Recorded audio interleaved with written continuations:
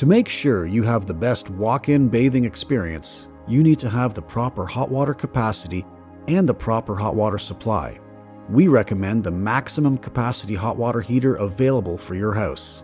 Anything less than 75 gallons is not recommended.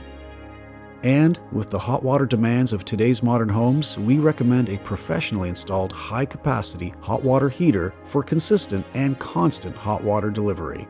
You will want to make sure your hot water supply will be enough for your walk-in tub and the other appliances in your home. You may want to consider a dedicated hot water supply system just for your walk-in tub, or a combination of two systems.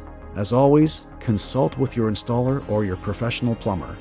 We also recommend 3/4-inch supply lines with easily accessible shut-off valves.